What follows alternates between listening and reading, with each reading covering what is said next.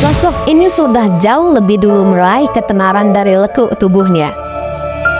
Banyak skandal dan kontroversi yang berkelindan sepanjang hidupnya. Mulai dari adegan setengah telanjang dalam film sampai foto berpatonok dirinya yang beredar luas di masyarakat. Pada era tahun 50-an, dia sangat terkenal. Dia disebut-sebut sebagai bebas pertama Indonesia. Namanya Nurna Ningsih. Dia lahir di Wonokromo, 5 Desember 1928. Dalam tubuhnya mengalir darah bangsawan. Dia merupakan anak ketiga dari pasangan Raden Kajat Kartodarmojo dan Sukini Martinjuk. Ayah Nurna Ningsih merupakan keturunan Raja Jogja, sedangkan sang ibu keturunan Raja Solo. Sebagai anak perempuan tertua dalam keluarga, orang tuanya berharap ketika usianya sudah cukup maka Nurna akan segera menikah.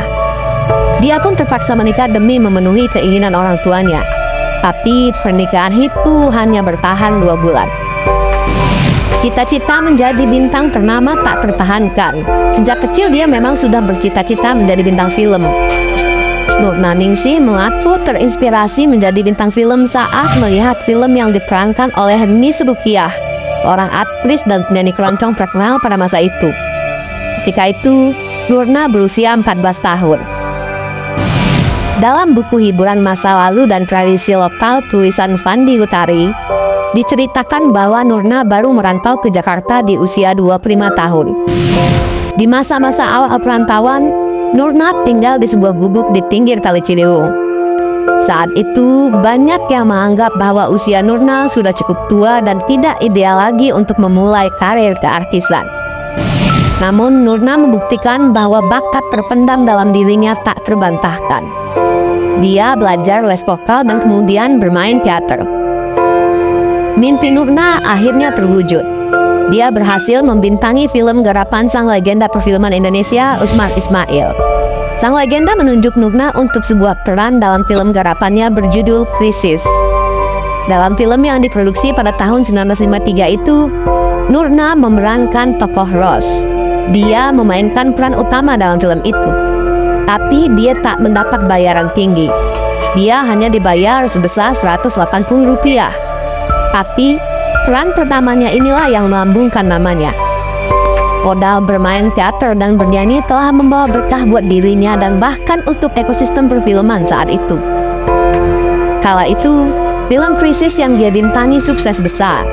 Bahkan perusahaan film nasional yang awalnya dilanda krisis keuangan langsung terselamatkan berkat film Krisis. Film tersebut sukses besar hingga membawa nama Nurna Ningsih menjadi terkenal.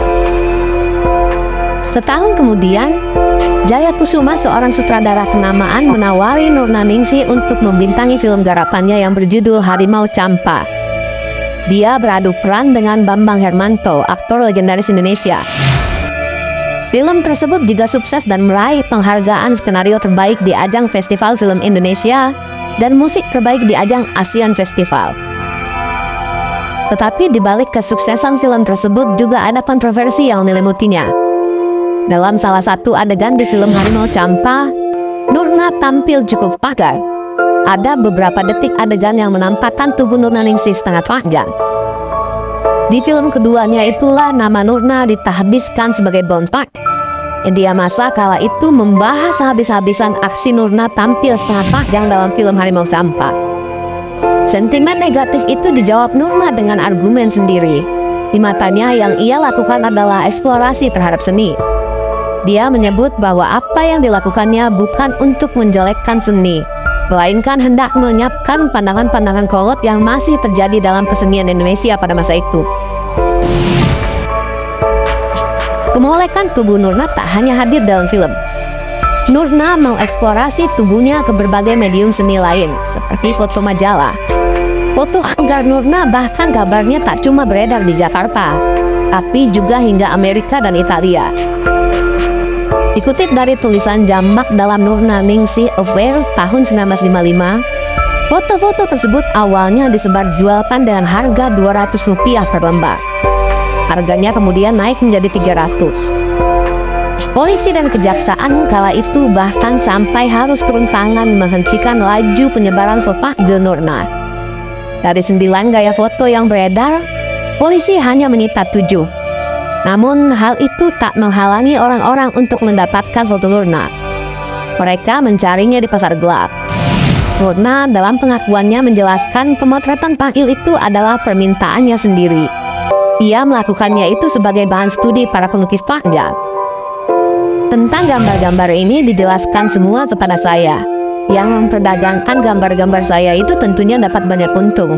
Tapi saya selain tidak dapat apa-apa juga dapat susah karena harus bolak-balik menghadap kantor polisi. Begitu Nurna menjelaskan dalam buku Nurna Ningsih Affair itu.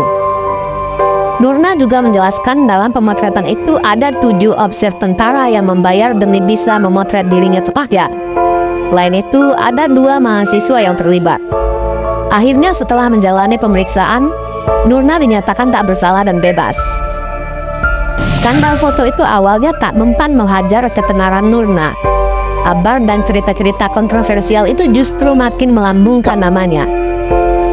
Ada sebuah kisah yang menceritakan tentang popularitasnya itu.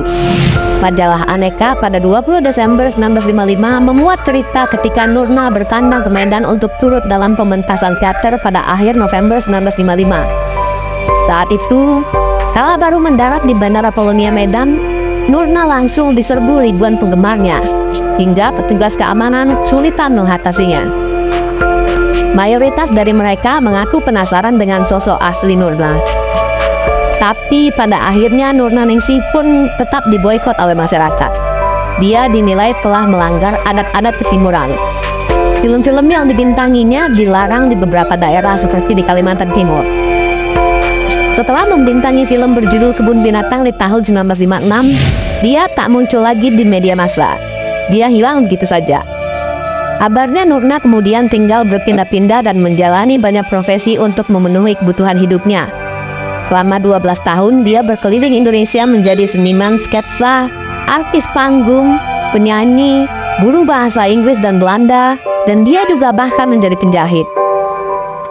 Tahun 1968, dia terjun kembali dalam dunia perfilman.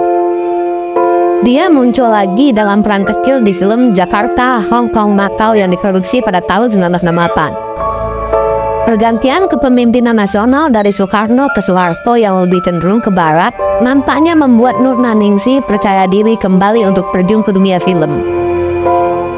Tak kurang dari 10 judul film dibintanginya setelah itu.